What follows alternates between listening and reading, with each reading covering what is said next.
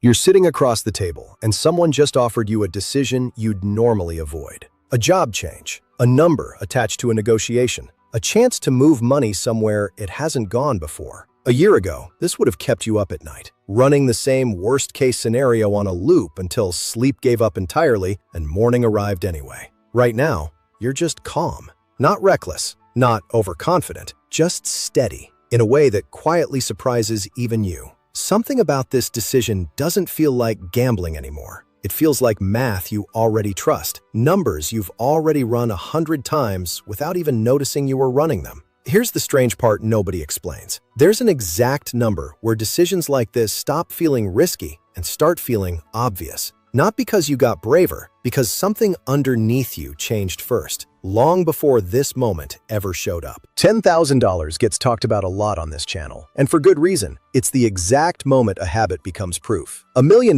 gets talked about even more because it's the number everyone secretly dreams about, the one that shows up in headlines and thumbnails and daydreams on slow afternoons. $50,000 barely gets mentioned at all, and that's strange because in some very real ways, it matters more than either one of those bigger, more famous numbers. Here's the actual difference between them. 10,000 proves the habit works. It's evidence, sitting right there in your own account, that consistency actually produces something real instead of staying a nice idea you talk yourself into every January and abandon by March. But proof isn't the same thing as leverage. At $10,000, you can feel legitimately good about your discipline. You've earned that feeling. You still, however, can't really do much with it beyond feeling good about how far you've come. 50,000 is a different category of number entirely. This is the point where the balance stops being purely symbolic and starts becoming genuinely functional. It's enough to change what's actually possible for you, not someday, not in some hypothetical future version of your life, but right now, in real decisions sitting in front of you this year. It's the down payment that suddenly makes a mortgage feel realistic instead of a fantasy you scroll past on a real estate app late at night. It's the buffer that lets you seriously consider leaving a job without panic taking over the entire decision-making process. It's the amount that starts quietly qualifying you for financial products, better credit terms, and opportunities that simply weren't on the table before you crossed this exact point. $1 million gets the headlines because it's aspirational and distant, almost abstract. 10,000 gets attention because it's the first real, provable milestone anyone can point to and say, "That happened. I did that." 50,000 gets skipped over by almost everyone, even though it's arguably the exact number where money stops just sitting there accumulating quietly in the background and starts actively doing something in your life. Your decisions, your options. This is the threshold where saving quietly turns into leverage. And leverage changes decisions in ways a bigger, more distant number sitting years away never quite manages to do in the meantime, no matter how good it looks written down on paper. So if $50,000 sounds unglamorous compared to the numbers everyone else talks about, that's exactly the point. Unglamorous numbers are usually the ones doing the most real work, quietly, while nobody's paying much attention. So what actually opens up once someone crosses this threshold? In real, practical terms. Not in theory, not in some abstract sense, but in decisions you're actually facing. Start with the world of investing itself. A lot of funds, advisory services, and managed portfolios have minimum entry points, thresholds you simply can't cross with a few $100s, no matter how disciplined you are. At 50,000, a lot of those doors that were locked before start unlocking. Certain advisory services that only take on clients above a set balance suddenly become available. Certain funds that require a minimum buy-in stop being theoretical and start being something you could actually consider if you wanted to. This isn't about any specific product or platform. Those change constantly, and what qualifies you today might look different in a year, since minimums and terms shift with markets and institutions over time. What matters is the pattern. Access to more sophisticated financial tools tends to scale with the size of what you're bringing to the table. Below a certain point, most of the financial world quietly treats you as not worth the paperwork. Above it, doors start opening that were never advertised to you before because you never had the option to walk through them. Credit works the same way, in its own quieter fashion. Lenders look at more than income when they're deciding what terms to offer someone. They look at reserves. They look at what happens if things go sideways for a few months. A person with $50,000 sitting in reserve looks fundamentally different to a lender than someone living paycheck to paycheck, even if their monthly income is identical. Better terms, meaningfully lower rates, and far more flexibility. All of it becomes available to the person who's demonstrated they have a cushion, regardless of how that cushion actually gets used. None of this happens through some dramatic announcement. There's no ceremony, no notification telling you that you've crossed into a new category.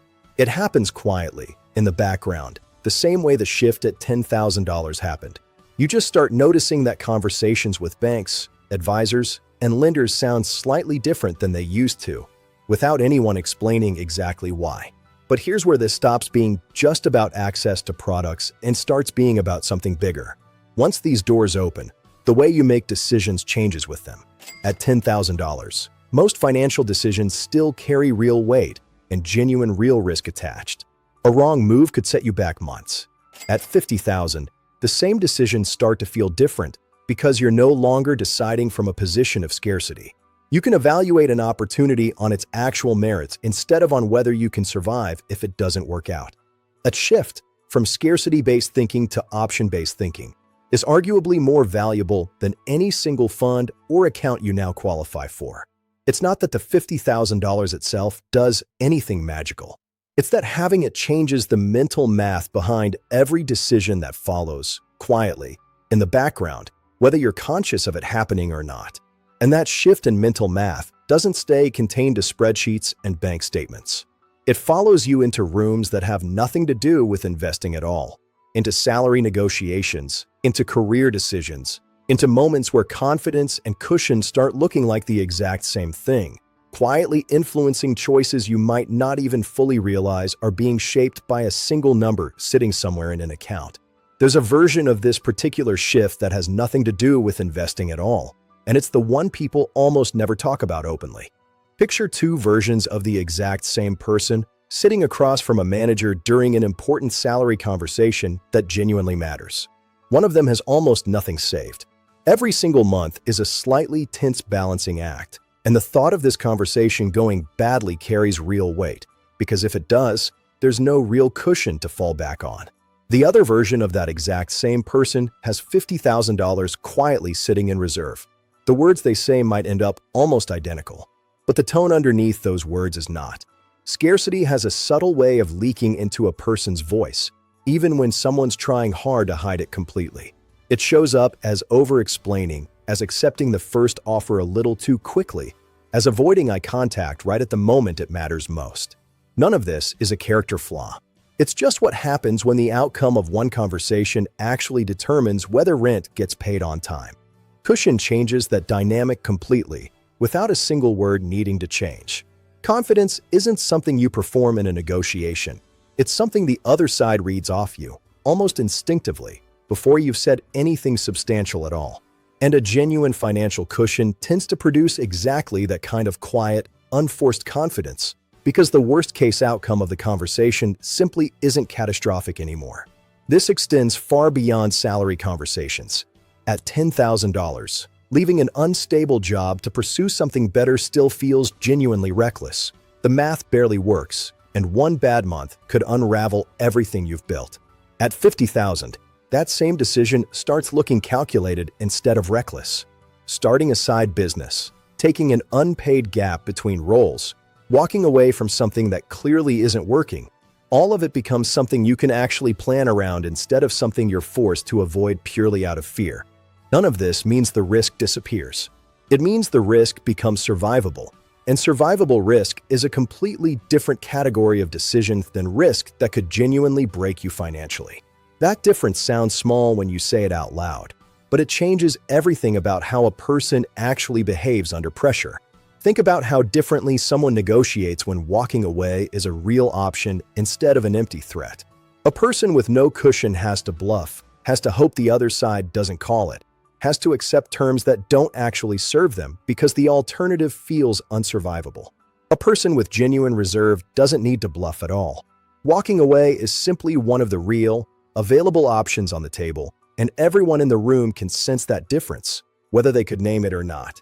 This is why real financial cushion tends to compound in ways that go beyond interest and returns. Better negotiated salaries lead to more savings. More savings leads to more leverage in the next negotiation. More leverage leads to better decisions made from confidence rather than fear. It becomes a loop that reinforces itself, quietly, long after the original $50,000 stopped being the main character in the story. This is the part of the threshold that never shows up on a bank statement, but shows up in almost every room you walk into afterward, in negotiations, in career pivots, and in the quiet decisions nobody else in the room ever actually sees you making. Not all $50,000 are created equal, even though every bank statement makes them look exactly the same. And this is where the comparison gets genuinely interesting. Imagine two people, both sitting at exactly the same number. On paper, their accounts look identical, but the story behind each number is different. The first person built theirs slowly, patiently, over a long stretch of ordinary months. Automatic transfers that never stopped, even during months when it felt pointless. Small decisions repeated over years, skipping the upgrade, pausing before the impulse purchase, watching the number grow slower than patience would have liked. By the time they hit 50,000, the habit wasn't something they were doing anymore. It was just who they were. The second person arrived at the same number through something else entirely. A bonus, an inheritance, a settlement, a sudden windfall, a lucky break that landed in their account all at once. The number is identical. The path there is nothing alike. Here's what tends to happen next, and it's the part almost nobody talks about. The habit built 50,000 tends to keep growing because the systems that produced it are still running in the background, untouched, unaffected by the fact that a milestone got crossed. The transfers keep happening. The pauses before spending stay in place. Nothing about the underlying behavior needed the number to notice it was there. The windfall 50,000 behaves differently, and not because the person is careless or undisciplined. It's simply that the number arrived without the habit ever forming underneath it. There was no muscle built through years of small, repeated decisions, just a sudden balance that feels, psychologically, more like found money than earned progress. And found money gets spent differently than money that was fought for one deposit at a time. This isn't a moral judgment about either path. Windfalls happen, and there's nothing wrong with receiving one. But this is a pattern that shows up again and again in stories about lottery winners, inheritances, and sudden business payouts.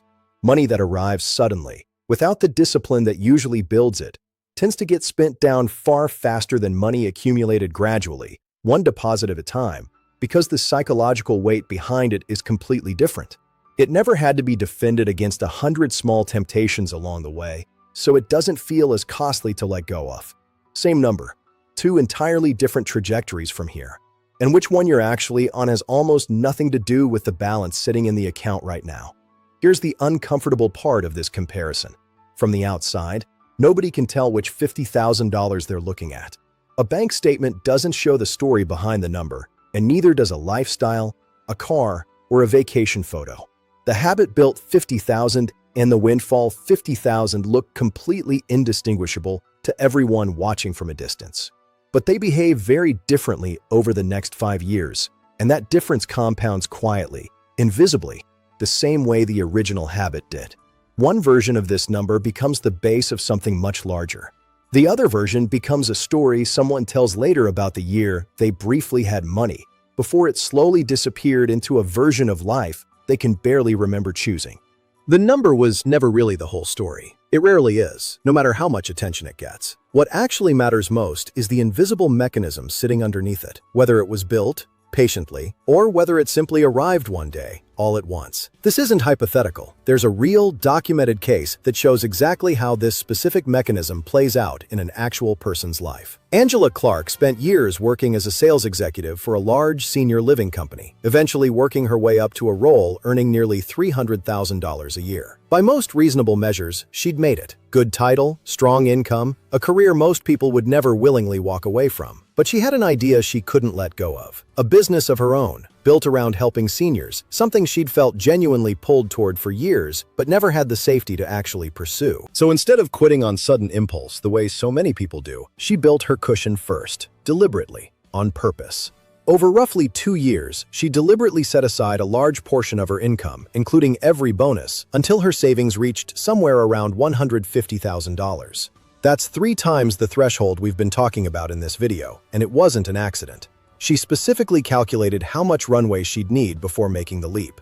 Once that cushion was in place, the decision that would have felt terrifying a few years earlier became, in her words, something she simply had to try. 3 of her 4 kids were still in college at the time, which made the timing feel especially risky on paper. But the cushion she'd built changed the actual math of the decision, even if the emotional weight of it never fully disappeared.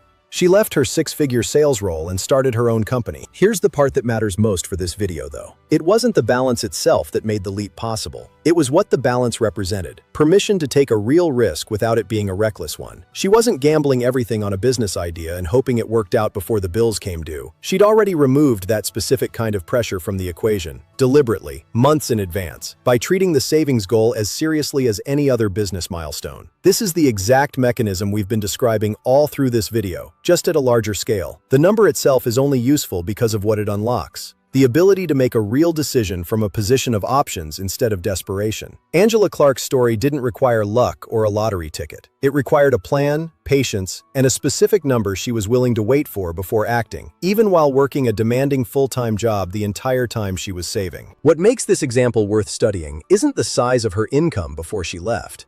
Plenty of people with high salaries never build a real cushion at all because lifestyle tends to expand right alongside earnings unless someone actively interrupts that pattern. What made the difference was the decision to treat the cushion itself as a prerequisite, not an afterthought. Something to build deliberately before the leap, rather than something to figure out during it. That's the real lesson hiding inside every version of this story, at every dollar amount, whether the number is 50,000 or 5 times that. The cushion isn't the achievement. It's the tool that makes the achievement possible. So let's go back to the beginning of this entire video and finally answer the question it opened with. Remember that moment, sitting across the table, calm about a decision that would have kept you up at night a year before? There's an exact number where decisions like this stop feeling risky. We've spent this whole video showing you what that number unlocks. But here's the part nobody warns you about, and it's why so many people reach 50,000 and never go much further. The same confidence that makes a decision feel less risky can also convince you that spending more is less risky too. That's where the plateau happens. Not one dramatic mistake, but a slow, almost invisible drift, where the cushion meant to fund your options slowly gets absorbed into your everyday lifestyle. A nicer apartment, because you can afford it now. A slightly more expensive car, justified because you've earned it. Little upgrades everywhere, each reasonable on its own, none individually reckless. But add them together, and the cushion that once meant real optionality quietly turns into just your new normal cost of living. This is lifestyle creep, and it's the single biggest reason $50,000 becomes a ceiling instead of a floor for so many people. The number stops growing, not because income dropped, but because expenses quietly rose to meet it, dollar for dollar, without anyone consciously deciding that should happen. It rarely feels like a mistake while it's happening, which is exactly what makes it so effective at stalling progress. Each upgrade comes with its own reasonable justification. You've been saving for years, so why not enjoy some of it? You're earning more now, so a bigger apartment feels proportionate, not excessive. None of these thoughts sound like warning signs. They sound like normal, healthy responses to having worked hard and finally having something to show for it. The problem isn't enjoying money you've earned. It's that lifestyle creep specifically targets the exact cushion that gave you options, quietly converting it back into fixed monthly expenses you now depend on. Once your spending rises to match your $50,000, that number stops being a reserve you could draw on. It becomes the baseline your life now requires just to keep running. And that's the quiet trap. The whole point of building this threshold was optionality, the ability to walk away from a bad job, negotiate from strength, or take a calculated risk. But if the cushion gets absorbed into recurring costs, the optionality disappears with it, even though the balance might look identical on paper for a while. So here's the real answer to what shifted in that opening moment. It was never about feeling calm during one big decision. It was about protecting the thing that made you calm in the first place, instead of spending it away, one reasonable upgrade at a time, until the option disappears completely, leaving you right back where scarcity used to live. So where exactly does this leave you, right now, today, relative to everything we just walked through together? Maybe you're already well past $50,000, and this video felt less like new information and more like a mirror, recognizing the access, the leverage, the quiet confidence, maybe even the lifestyle creep that's been slowly eating into a cushion you worked hard to build. If that's you, this is a good moment to ask honestly whether your spending has crept up alongside your savings, and whether that number still represents real options or just your current baseline. There's no shame in either answer. Awareness is what makes it possible to course correct before the gap closes entirely. Maybe you're getting close, watching the balance inch toward 50,000 for the first time, and everything in this video is starting to feel less theoretical and more like a preview of decisions you'll actually be facing soon. Pay attention to what happens the moment you cross it. The impulse to loosen up, to finally enjoy some of what you built, isn't wrong, but it's worth noticing when it happens, rather than letting it happen without ever noticing at all. And maybe, instead, you're still fairly early in this stretch, well past the first $10,000, but with real distance left before 50. If that's where you are, here's the one thing worth carrying forward. This number was never meant to be a finish line. It's a decision point. The version of you who reaches it and keeps the underlying habits intact is in a completely different position 5 years later than the version who reaches it and slowly lets the cushion dissolve into a slightly nicer version of the same old life. $50,000 isn't the final destination on this ladder, not by a long shot. It's not even close. This channel exists to keep mapping every rung of it, one threshold at a time, the same way we've done with 10,000 and now 50. And the next stop is $100,000, a number that changes things in ways this video has only started to hint at. If today's video helped you see this specific threshold a little differently, subscribing means you won't miss that next stop, because this series is far from finished. Before you go, I want to know honestly, if you had $50,000 sitting in reserve right now today, what decision would you actually make differently? A job change you've been putting off? A negotiation you've been too scared to start? Finally launching something of your own instead of just thinking about it late at night? There's no wrong answer here, and you don't need to have the number already to think it through. Sometimes just naming the decision you'd make is the first real step toward building the cushion that makes it possible. Drop it in the comments below. I read every single one, and some of the best future videos on this channel have come directly from conversations that started right there, in that exact comment section, with someone being honest about exactly where they stood. This series is only just getting started, and $50,000 was never supposed to be where the story ends.